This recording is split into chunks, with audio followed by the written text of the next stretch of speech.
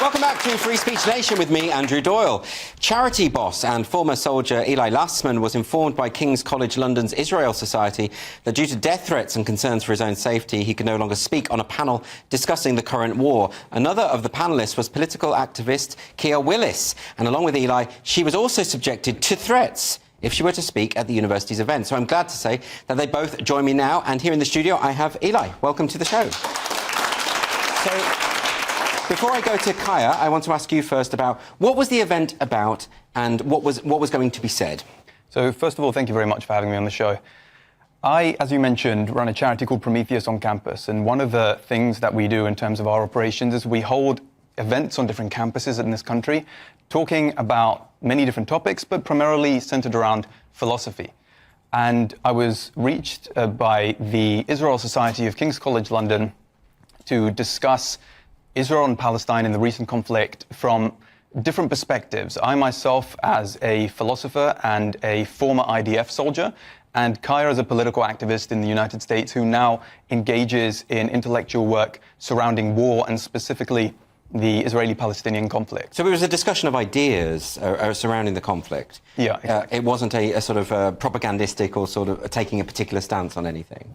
Well, we both have our stances, but it was more of a discussion rather than a talk of us just delivering our particular positions. And then when did it start to go wrong?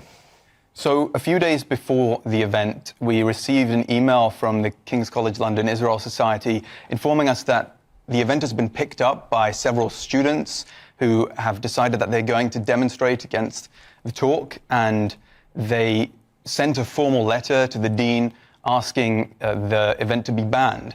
Now, that got picked up by some quite powerful influencers on social media, Twitter and Instagram, and I woke up the next morning, turned my phone on, and found myself subject to hundreds of death threats and calls to jihad and the most hateful, vindictive messages, anti-Semitic filth that you can imagine. And a lot of this, I understand, came about because you were in the IDF, as all people are conscripted to the IDF in Israel, and they were lying and claiming that you were currently in the IDF. Well, the interesting thing is that not a single fact that they stated about me was true. They made up that I currently serve in the IDF. They made up that I'm a Zionist. They made up that I just came back from Gaza fighting and committing supposed war crimes. To give this talk. But in fact, you were in the IDF in, what, 2017, I think? I hadn't served in about 6 years, yeah. Right, but they were saying you were currently serving and that this was just a platform for someone committing war atrocities. That's what they were arguing. Yeah, they made up all these blatant lies about me, and within a few hours it was circulating across all social media. And the problem is that most people who follow, or most people who are interested in these type of accounts, they don't check their facts. So they'll just blindly follow. And if some Twitter influencer says, this is the guy, this is his face, and this is his name, reach out to him and send whatever messages you can. Well, I'd like to bring in Kia Willis, who was also scheduled to speak at the event. Hello, Kia. Thanks for joining us. You're a fellow at the Objective Standard Institute. We've just had a sort of précis of what happened there from Eli. But you also received death threats as a result of your scheduled appearance. Do you want to tell us a bit about that? Yes. So, yeah, thank you for having me, like Eli said. And yeah, I was also subject to death threats because of lies that were spread about me in regards to this panel. One of the first posters that I saw when the people started planning to protest, they sent a bunch of posters on social media where to organize, where they were going to protest our event. And one of the posters had said that I had tweeted something like, all Muslims are terrorists, or all Muslims need to be killed. And there was a blatant lie. These tweets don't exist that I've ever said all Muslims are terrible. But that was when the death threats for me started, was this belief that I was calling for harm against all Muslims who lived anywhere in the world.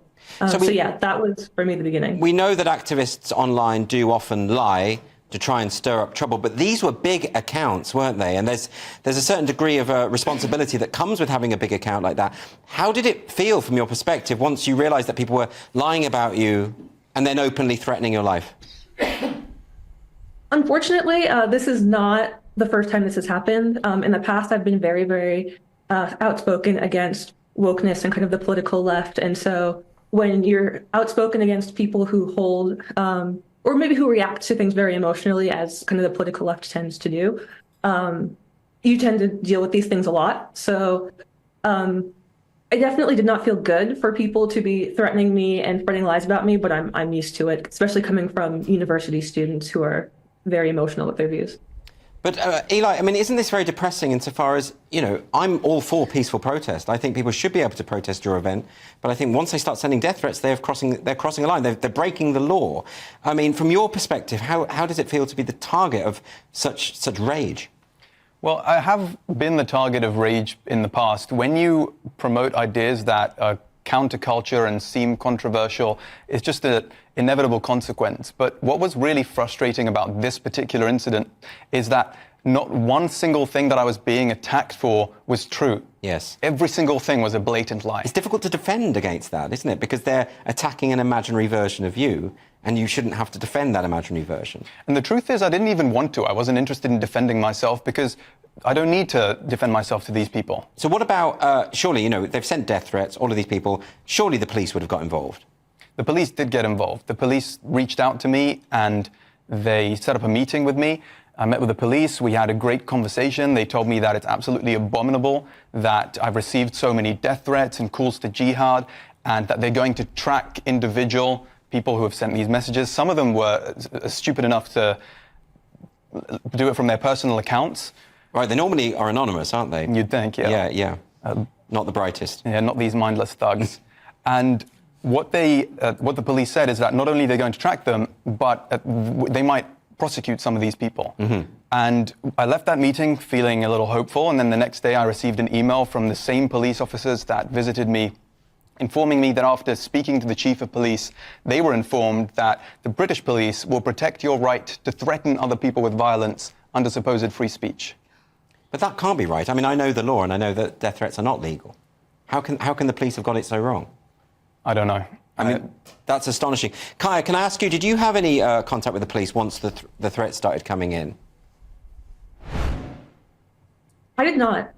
I mean, I was, you know, I'm based in the U.S., so the police did not call me. I don't think they had my contact information at all. But right. No, I didn't have any contact with the police. But surely, I mean, you mentioned earlier that you're used to this kind of online attention. But does this not disturb you very deeply that particularly a lot of people within the younger generation or the online space feel that this is their go-to? What they will do is, instead of trying to argue with you, they will threaten and abuse. I mean, what do you think is going on there? Yes, it definitely is disturbing. And I think that for a lot of these young people, because a lot of what they support isn't, I think for a lot of these college students, and I was one of them. I used to be a dumb college student who believed a lot of things because other people told me to believe them and not because I actually had my own views.